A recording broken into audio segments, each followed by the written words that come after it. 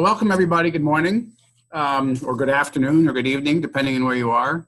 I'm Oren Levine. I'm Director of Innovation at the International Center for Journalists, ICFJ. And we're here to talk about how to make facts go viral using some innovative storytelling techniques and other methods. And this is a follow-up to a contest we ran at ICFJ called TruthBuzz, which you can find at our Medium page here at medium.icfj.org, where we challenged the world to come up with innovative ways of telling stories around fact-checking information.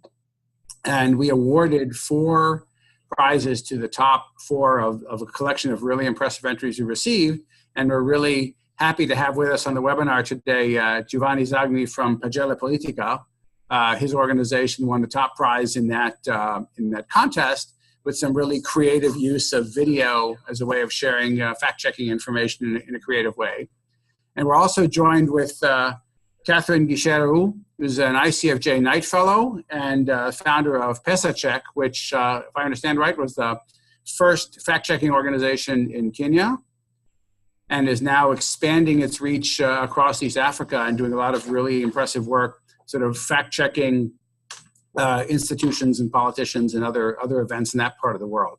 So what I want to do is have each of the 2 panelists talk about their work, show some examples of what they're doing, and then we can have a larger discussion about how do you take all this really important fact-checking information and share it with people in a way that's exciting and compelling and makes people want to share it and make it go viral. So, Giovanni, I want to start with you to tell us a bit about Pagella Politica and what you're working on, and the videos and the concepts that you submitted to our competition. Thank you. Hi, Oren. Hi, Catherine. Hi, everybody. I'm Giovanni Zagni from Pagella Politica in Italy. We are a fact-checking organization which started in 2012, and we work mainly through 3 channels. The first one is our website, which publishes, and I can show you actually, which publishes mainly textual fact-checking. And okay, now you should be seeing it. There it is. Not this one, but this one is our own page, and here we publish mainly textual fact-checking about Italian politicians. We have, in 5 years, we have about 2,200 statements from Italian politicians, national politicians.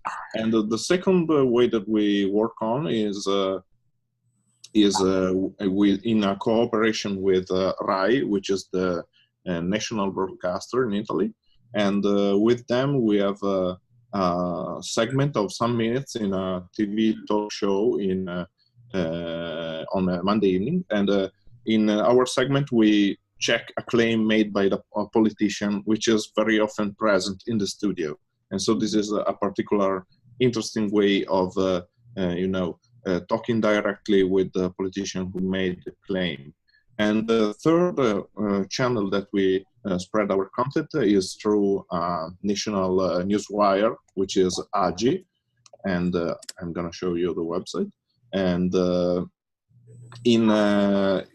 with them, we publish 1 textual article per day, plus 1 video. Now the website isn't working, but I assure you it exists. And the reason, we publish an article plus 1 video, and in a section which is the fact-checking section of the website.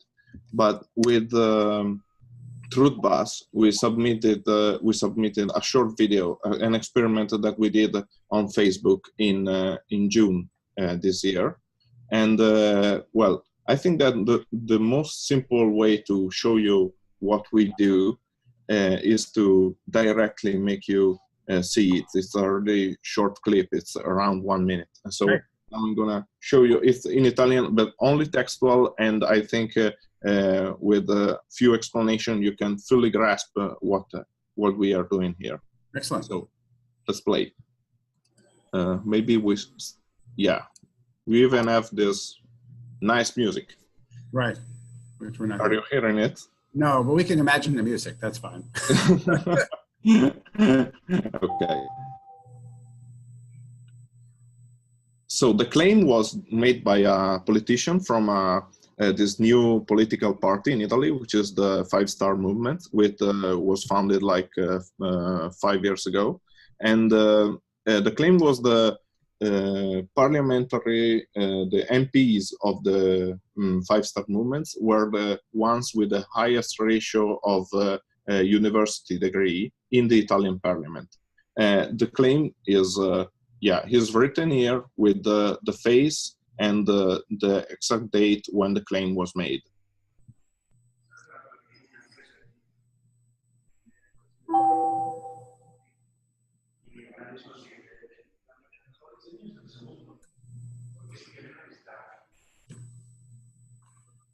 In the second moment, we just put this very simple scheme, which is the 3 main parties on the left, the Democratic Party, the 5-Star Movement who made the claim, and Go Italy, which is the party of former Prime Minister Berlusconi, and the number of the MPs for each party.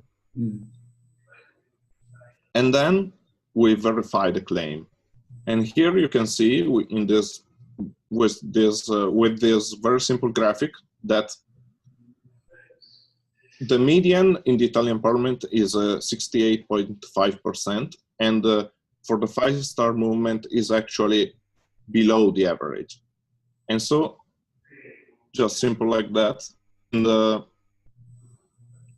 very last screen, you can see our verdict. We have a scale of 5 different verdicts, and this is, we gave them like the worst one, which is the equivalent to, I don't know, like paint on fire, pants on fire for PolitiFact. Mm. And yeah, so this was the idea, and now I'm gonna stop sharing my screen. And the idea behind it was that we started from numbers from what people do on the internet. And the point is that Facebook particularly, but social platforms in general, are really investing on videos. And the most important point that made us choose this kind of format is the fact that the vast majority of users on the internet watch the videos without sound. So we needed something that could be immediately visible using a video and without using audio. And so we chose this kind of format. That's excellent. Yeah, and in fact, that was the first question about, you know, how that came about. And that's a really excellent point about the videos without sound. I have a couple of questions, and I want to actually remind people on the webinar as well that there's a Q&A feature at the bottom of the screen. So if you have any questions along the way, please type them in. And at the end of the webinar, we'll go through the questions and ask some of those to the folks here as well. One more question to you, Giovanni, is, so how do you decide of all the stories you look at, which ones you want to use for the videos? Well, for the first batch of videos, which were four videos when we tried to start the experiment, we chose which one had the most views on our website, plus they were balanced in the political forces that were going to tackle, because we made 4 of them. And thirdly, there were claims that could be easily summarized in just 2 or 3 schemes, very simple scheme. And this is a very important question, because now we are producing 1 video per day for the Newswire AGI. And the problem here is to every day focus on a single data, a single aspect that can be given to the public in our format in a 1-minute video, which is not so simple, because if you are familiar with fact-checking, you know that most of the time the point is about not about black and white, but more about the gray areas around the data and the number and the statement and the claims made. Right. So how do you, how are you approaching, you know, engagement with the audience, sort of understanding how people are reacting and sort of either improving that or understanding, you know, sort of feedback from the audience? Yeah. Even in this aspect, we started from the data, and the insights on our Facebook pages says that our audience is mostly 43% of our audience is made of young people between 25 and 34 years old, and so that's one of the reasons why we chose a video format, because we wanted something that went toward our audience, toward our public and their preferences on the web. So maybe the long and textual articles are not so the ideal choice for young people, for example. And what we saw is that through this kind of video, after many months and a few years producing mostly textual articles for our website, we have seen a huge increase in the reach of our products, of our fact-checking. And that's the most, that didn't change the demographics. It's still, the majority is still around young people, and that was before our experiment, and that's the same after. But what's really important to us is that through this instrument, we were really able to widen our audiences to people that doesn't have the time, maybe because it's in the subway, I don't know, it's commuting. Because another thing that we saw in the numbers is that is young people, and mainly from big cities in Italy. Mm-hmm. And so we were able to, widen our audience already in the demographics that we've seen. And the last thing is that we haven't seen a very different reaction to the content, different from what we have seen in the articles. So it's speaking of political fact-checking, it's always a very polarized environment, and that you can see below in the comments, below the posts as below the videos. Okay. Actually, I want to pass on one question we did receive from one of the panelists, which is relevant to this work. And one attendee asked is whether you're choosing the facts to check yourselves or relying on external requests. So how do you decide what to check?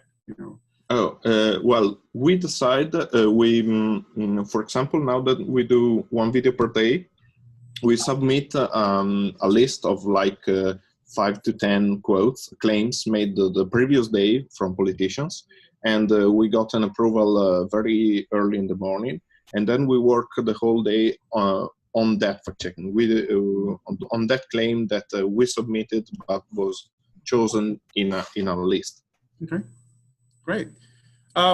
Excellent, thanks. I want to move on and talk about to Catherine. We'll get back to Giovanni in a couple minutes. So Catherine, I want to tell us more about what you're doing with PesaCheck. And then we can go into Okay. And share your screen and show us some of that.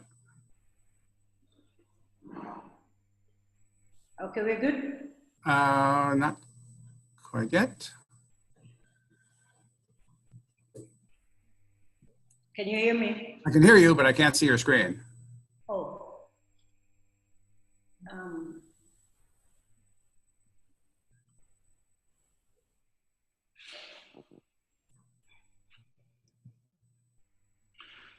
Okay, you want me? Okay. Yeah.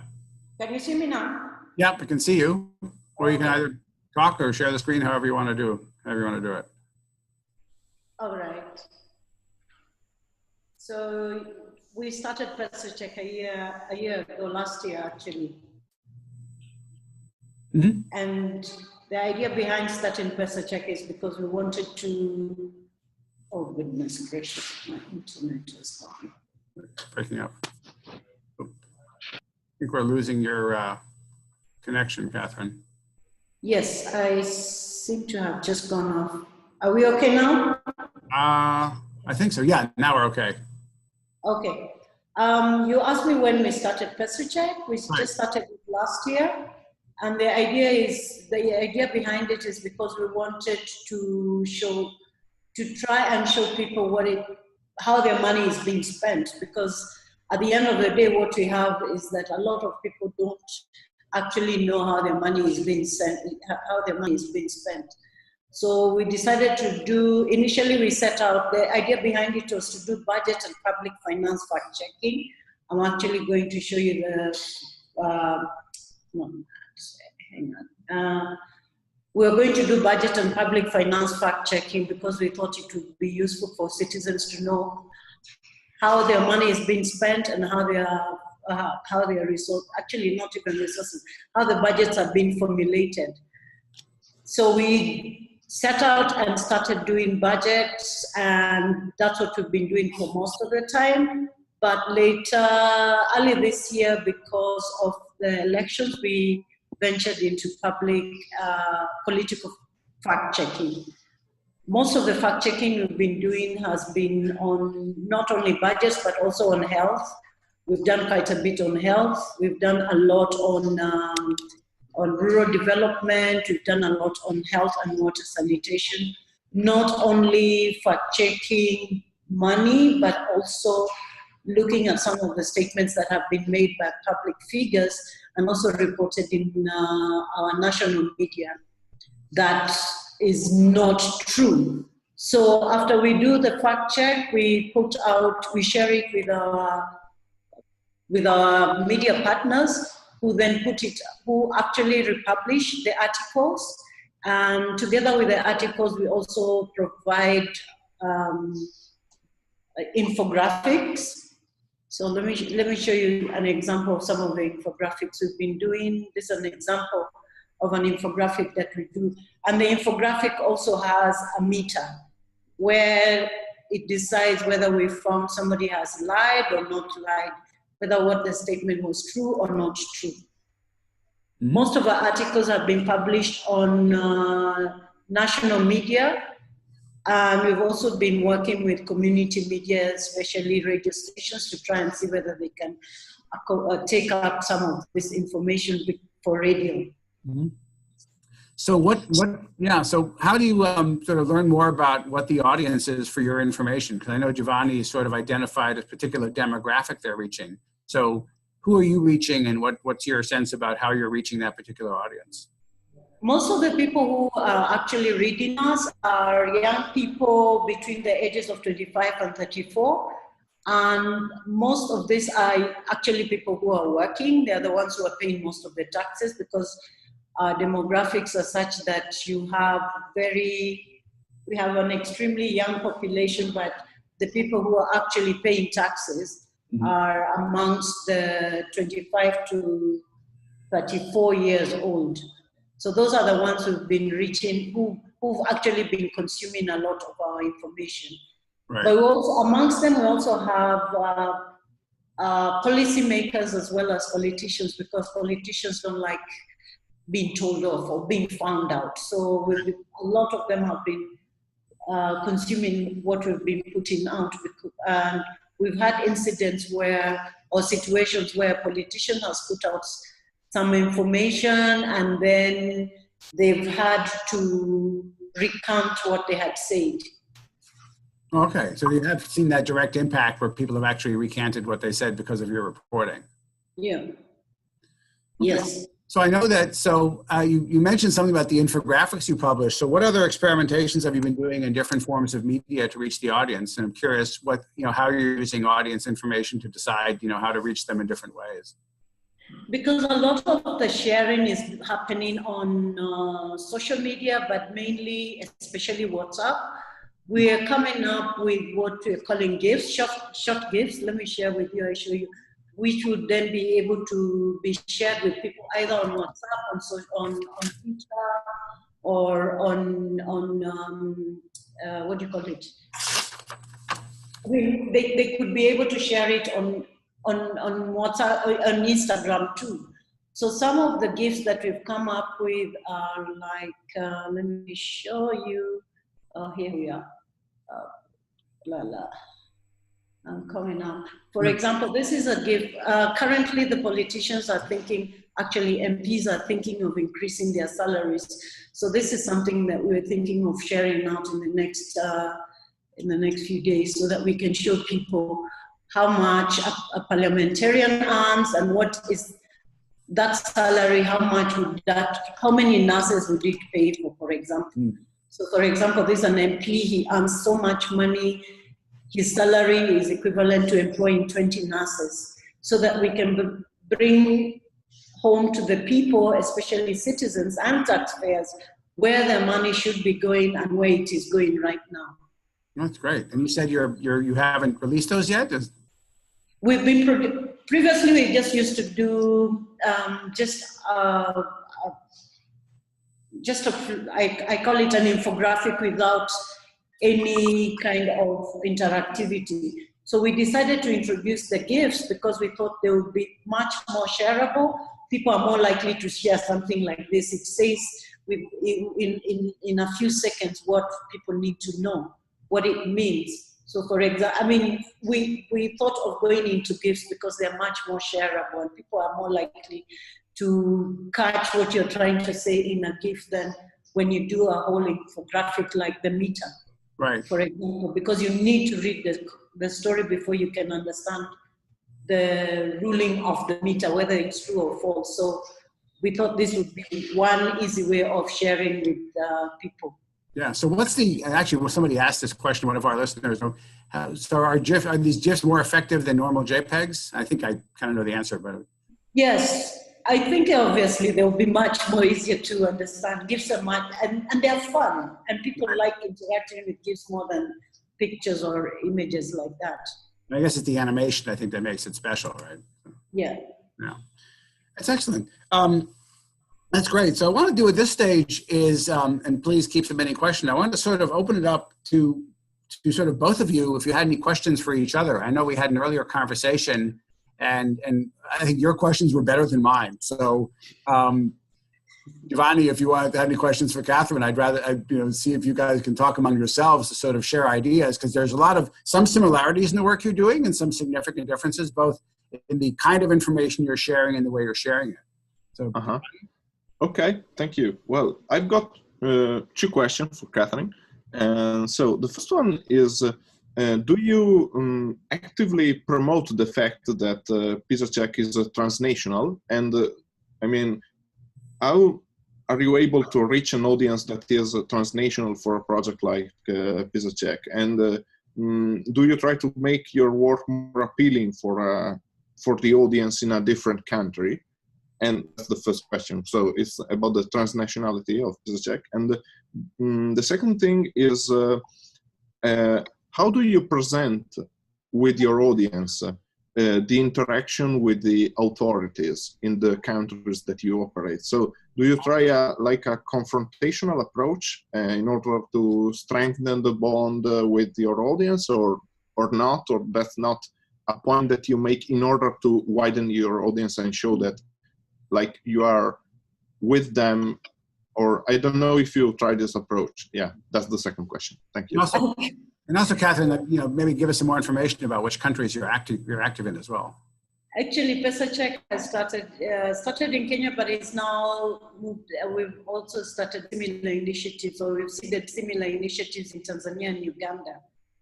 And actually, the one thing people need to understand is Kenya, Uganda, Tanzania may be different countries, but essentially we are facing the same challenges as citizens or as people living in. The politics is different, but in terms of social welfare and everything, we are more or less going through similar situation. So the idea behind setting it up is because the issue of budget and public finance cut across borders. Apart from being a community, the 3 countries are members of the East African communities. All the people of these different countries face similar challenges, therefore their interest is the same in the sense they want to have issues of budgets and how the money is being spent addressed. Where is the money going? Where is it going on health? Is it going on education? Is it going anywhere? Another thing is that also some of the issues that might be, for example, an issue to Kenyans, it is also something that might find resonance in Tanzania. For example, the recent fact check, which was done by in Tanzania about teen pregnancies.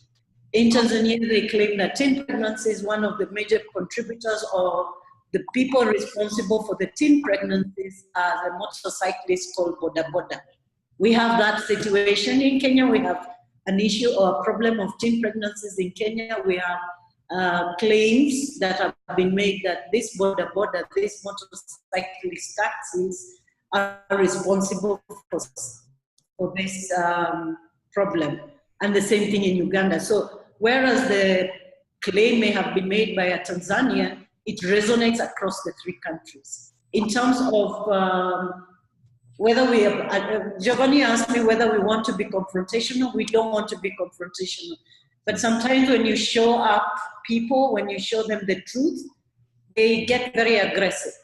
We do not go out there to be confrontational. We go out there. The intention of PesaCheck is to try and provide citizens and anyone who's engaging with us with information which they can use, in the sense that, as in Kenya, for example, the new constitution requires that citizens participate in the formulation of the budget.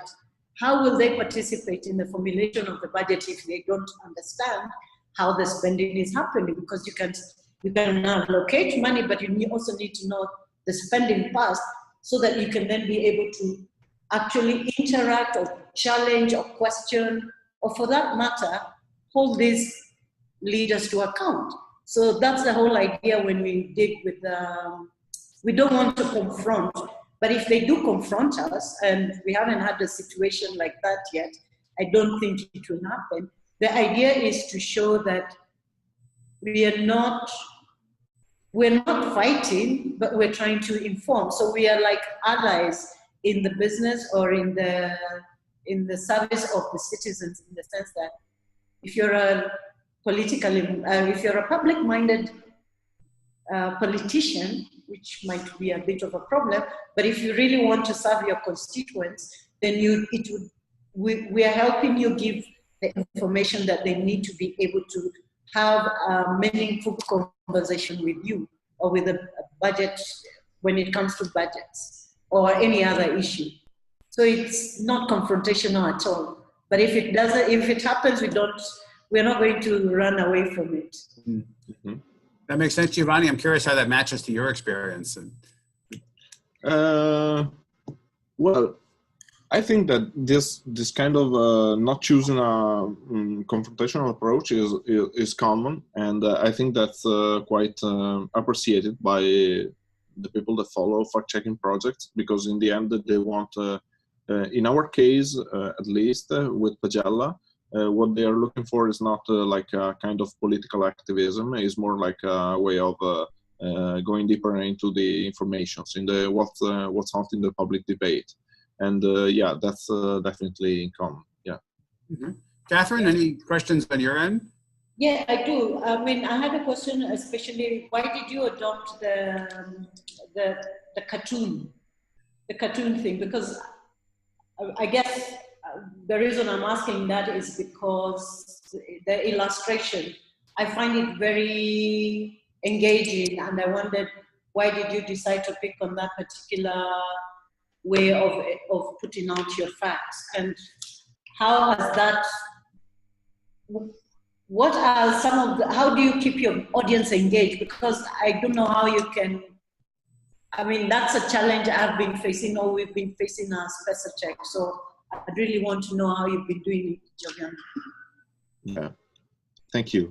And well, about the format that we choose, we did 2 years ago, we did another series of video with this cartoonish, there was like it was a chicken was the main character. But it were short, a bit longer video, like 2 to 3 minutes, something like this. But the problem with that was that they weren't as good and as effective as the ones that we did in the last few months with hand drawing on a blackboard. And the reason I think is that when you're doing that, if you keep it simpler, it's much better. And when you did like a 3, 4, 5 minute video with a chicken that goes around, and he's very funny and he makes really funny things, but point is you are going to lose your audience. And another technical point that we discovered is the fact that without the audio, the views goes much higher. And the chicken videos were with an audio, the words are voiceover, and so that for the technical choice. And the other reason is that hand drawing on blackboard is much cheaper than doing an animation video. Yeah, that's quite important too, because if you have to do like one per day of that kind of video, that wouldn't be possible with all the cartoonish character. And about keeping audience engaging, yeah, that's I think that I've got a background as an online journalist, so I know the online media environment in Italy, and it's a question that you need to ask yourself like every day. And I think that the main, for example, we got lucky with this video series, but the point is that you need to be like really on the forefront of the technology and what's going on, and how the media environment is evolving. Because one point that I would like to make is that a fact-checking project in the end is not different from any other information outlet. Media outlet. It's out there in the market, in the news market, and needs to make its content as appealing, as modern, as contemporary as possible.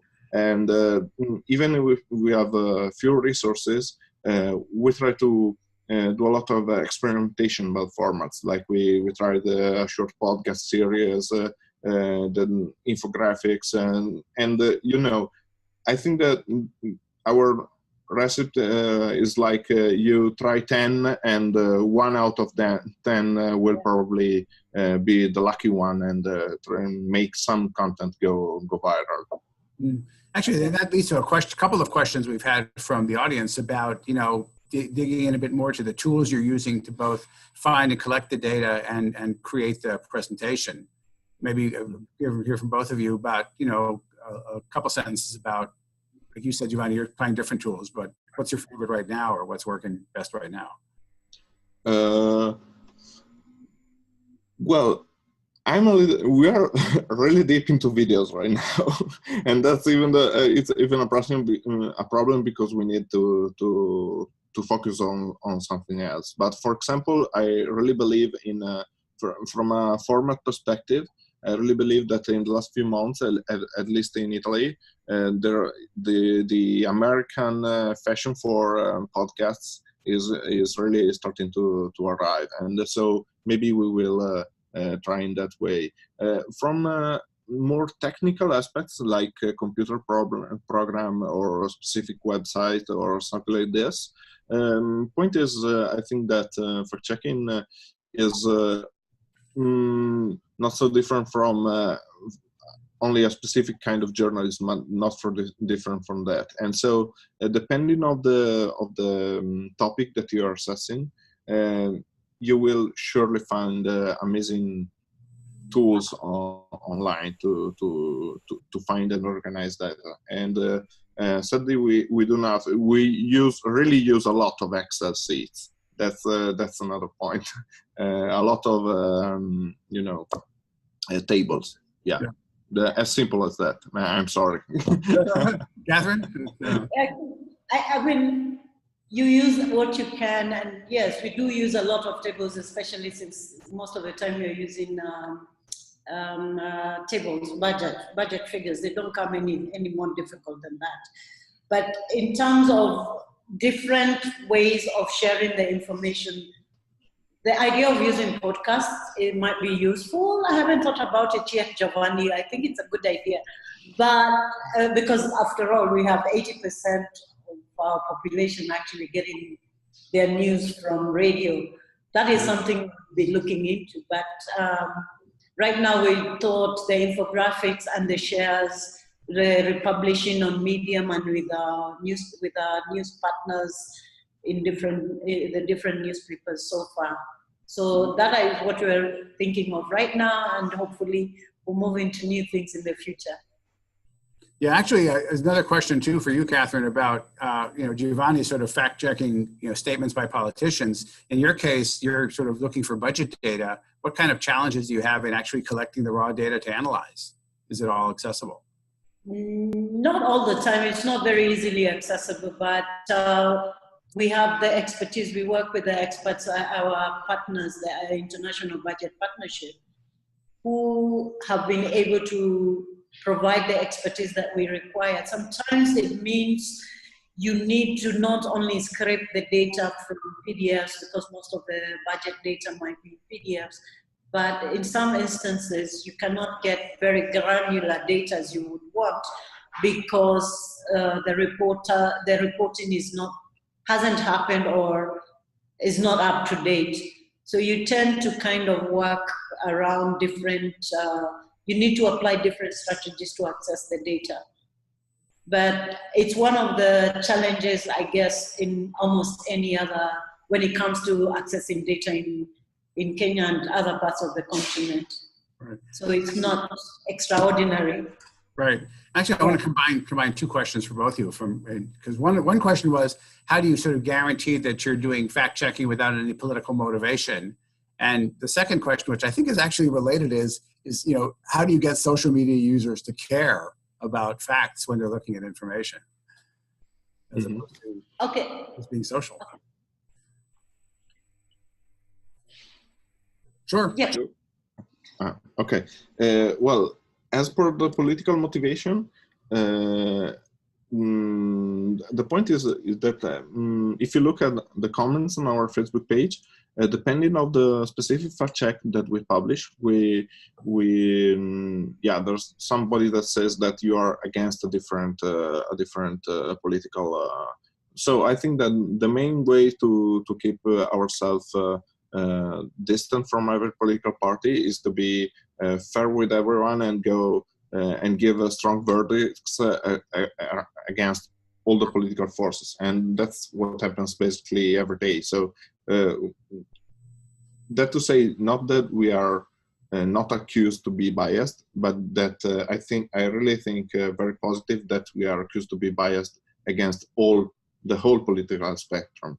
And the other thing is in favor of the whole political spectrum, and depending on the single fact check that we publish. And the second thing is that nobody of us is involved in politics. We do not have ties with any politician, and we rejected actually offers from political parties to make something with a particular party in the elections, and we plan to do the same in the future, given the fact that in 2018 in Italy there can be a general election.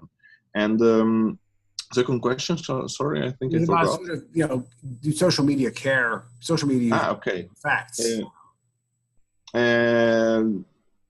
The only way to keep them interested is that to have a to make a savvy use of the social media, so to be reactive on social media and to answer to the comments and to try to build an engagement and a community around what you're doing. And that is quite working, because we are seeing that, for example, beyond under our posts on Facebook, we see that the typical troll and comments of people that just installed are isolated most of the times by other readers, and that says that we have quite a strong community of people that is interested in our fact check. And well, we do not have a huge number, but we are growing quite steadily, and through the videos too. And so our way is to just to keep this community active and continue to show ourselves as equally distant from the whole political spectrum as it possible. Catherine, I put the same to you. And actually the additional question is, you mentioned that a lot of people are sharing on WhatsApp, and what kind of visibility do you have as the usual social media channelist? What kind of visibility do you have to what's going on WhatsApp, which is really an interesting challenge in media? Okay. Let me answer the first one about being political. Money doesn't have politics. You're either poor or you're rich. And when it comes to somebody else spending your money, then you need to want to know how it's being spent. Most of the fact checks that most of the claims that we actually follow either published in the newspaper, or we actually get requests from the public. We have a paid, people can send in requests, and then it gets through to us. So we actually respond to the public. Most times the claims have come across the political divide, because politicians on either side will lie, I'm sorry to say. It doesn't matter whether you're pro or anti, or whether you're in a position or in government. If you're in government, your motivation for inflating successes or failures is there. If you're in the opposition, your motivation to downplay numbers is there. So we tend to look at both sides. We are not driven by the political agenda of either side. When it comes to social media, we actually do a lot of outreach, and we have had engagement not only with CSOs, especially those ones working within the civil society organizations, working within the budget and public finance space, those ones working within the transparency and accountability space, those ones working for different human rights, whether it's girl rights, boy rights, whatever rights, because we've realized that at the end of the day, when it comes to even water rights, actually, when it comes to a claim you fact check that has an interest to an advocacy group or a community group, if you tag them, then it's most likely they will not only react to or respond to the issues, but actually start making that part of their conversation, or even in a way informing them so that they are better placed to actually do better advocacy or to raise issues where it matters. So we've been sharing a lot with, we do targeted engagement, so that whenever we put out an article or whenever we're putting out a gift, we look for people who would have an interest in getting to use this information as part of their advocacy. Okay. What was the last one on? Well, actually, I'm curious about, so the advocacy, what's the sort of feedback loop to make sure that advocacy is happening? Well, the main thing is that, especially, for example, like when we did the check on water, and another one we did on the spend, how much money is being collected by a county from people going to the market or as a revenue for the county. When we do those ones, we've seen responses from not only community leaders, but also from the politicians themselves. We did the story, when we did the claim on water being provided to schools, we found a lot of CSOs, especially schools where, quote unquote, they've been provided with water, raising the question with their local authorities. So it is not such a huge impact, and it is not happening like there's a groundswell of, oh, we want this to happen, but just the idea that the claim has been done, we've checked, and somebody wants to get answers, and they're trying to seek those for answers. I think that's a good enough in terms of what we set out to do, which is to get people to be skeptical, healthily skeptical about what they're hearing and what they're being told and what they're reading. Excellent. The other question I had was about, more specifically about WhatsApp and what's going on there. And Giovanni, I don't know if you have any thoughts about that as well, because I'm hearing a lot more from all around the world, basically except the US, that there's a lot of people sharing news and building community on WhatsApp, but it's almost sort of invisible to publishers. So I'm curious how you understand more about what's going on there. Sorry, I'm not sure I understood the question. A lot of people, publishers... Well, people are, we know that Catherine mentioned, people are sharing news and sharing GIFs and sharing information through WhatsApp to their own networks. But yeah, you know, Facebook, I can go look at the Facebook API and read how many likes and shares. Yeah, sure. WhatsApp, it's invisible. Yeah. So any way to understand what's going on in that network, so you have some feedback that, oh, this is either people are reading it or it's being circulated correctly or whatever else. Mm-hmm. Well, I was really interested in what Catherine said about WhatsApp, because we're not using the channel, and I know that there are a lot of experimentation that way, for example, in South America and in Africa, in fact-checking projects on WhatsApp. But the point is that I think that, for example, in Europe and in Italy especially, there's like a parallel world of information that is only spread on WhatsApp is almost non-existent, I would say. And that's really curious, because I don't know why that does happen. Maybe the point is that, you know, people doesn't feel the strict need to avoid public and more official ways of communicating, I think. So I think that if you want to put something on just on your Facebook timeline for everybody to see, this is not so much so big a problem as could be perceived in other parts of the world, I think. And so I'm really interested in what's happening here, but I'm not seeing that in Italy or in Europe especially. Yeah. I think I think the reason is that when you look at who is on Twitter and who is on Instagram and who is on Facebook, you tend to find it's mainly urban residents or people who are based in the urban areas. But with WhatsApp, anyone with a feature phone can actually be on WhatsApp, and you tend to have this, I guess it's an issue of how we socialize or how we share stuff, because we tend to create groups around families, we tend to create WhatsApp groups around interests or whatever. And that is where a lot of this sharing is happening. In terms of sharing with outward facing, we call it, the Twitters and the Facebook, very few people in the rural areas, for example, would want to engage on those platforms. So a lot are actually in WhatsApp, and that's why we're looking at that. In terms of measuring how much of that is being shared, we wouldn't know, because it's subterranean as it were. But for us, if we can get the message out there, and those are the platforms they want to share it on, I think it would have done something. Yeah. Yeah, sure. Great. So couple more quick questions from the audience as we're close to wrapping up. One is just in general, how big are the organizations that you're both working with, and how many of them are working on the sort of multimedia versus the reporting stuff? Well, we are 4 people plus 1 video maker, and then there are other 10 people, which are the shareholders of Pagella, which are the founders of Pagella, sorry, and they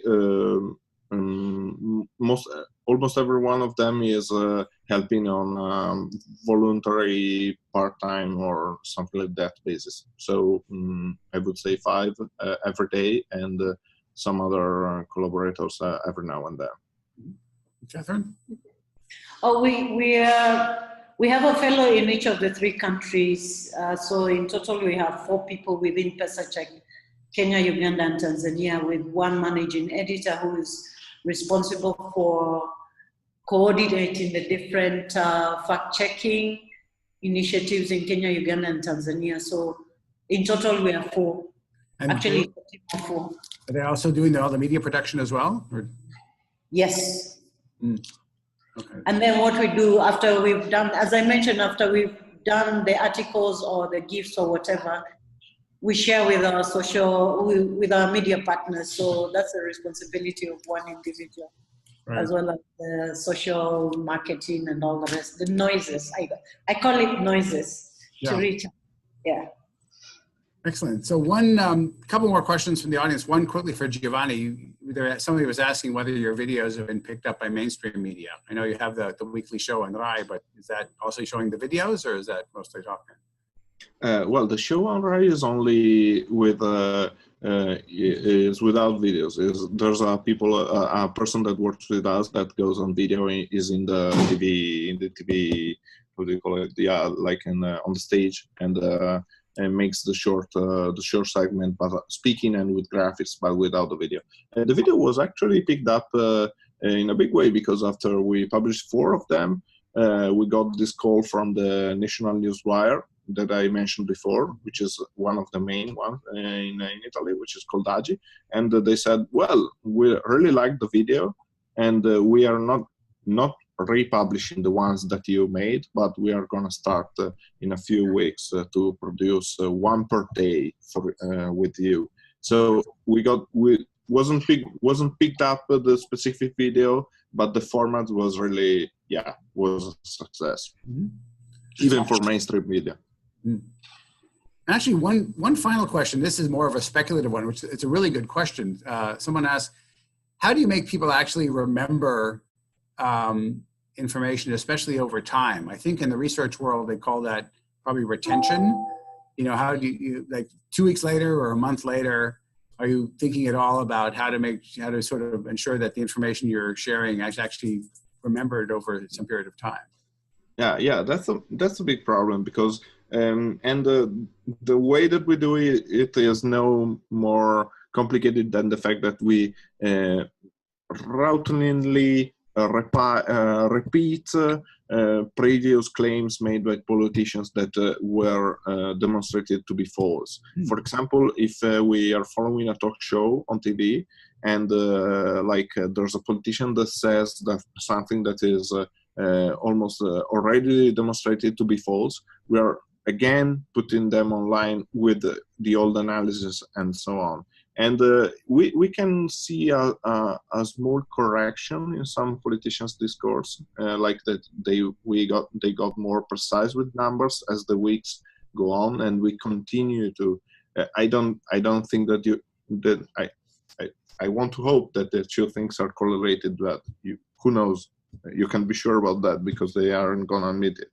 But the point is just to continue to repeat the claim, and maybe we are thinking about making like a short list of the most repeated claims and put like somewhere in the homepage, like these are the 5 lies or incorrect data that is continue to be spread in the political discourse in Italy now that we are going toward the elections. Actually, that is very true, because we've also found that some governors tend to, or politicians tend to repeat the same claims, and it's a cycle within. So it will be made by one politician and it will be repeated by another politician.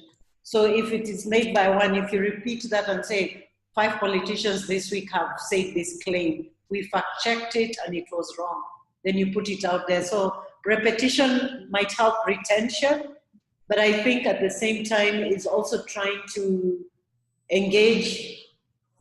I mean, we just have to keep on repeating, because I don't know how else we can make it possible for people who are interacting with these fact checks to keep on remembering, but making it shareable more often than not. So every once in a while, if it's repeated, retweet it, share it socially, and get it go viral on WhatsApp if you can. Excellent. Okay, I think we'll wrap it up. Now, is anything else, any comments from either of you, or advice for the media, or anything else you want to share with folks before we wrap up? I just wanted to tell Giovanni, I'm going to copy his idea of actually doing the cartoons. I'll see which one works, because I think it's a very engaging way, and it might just appeal to maybe not the very old people, but it can actually be very appealing to the young people, and therefore maybe, of course, maybe not the hand, maybe something else, but it's a very good idea. Well, no problem. Feel free to steal. No problem at all. And yeah, for me, I really found interesting this fact that you can do, you can reach people in more than one country checking one claim, because you have so much in common. And I think that, if there's a general reflection that I would say about Italy, is the fact that we in Europe aren't really working as we should toward a more continental approach to fact checking. There are so many national outlets in the US that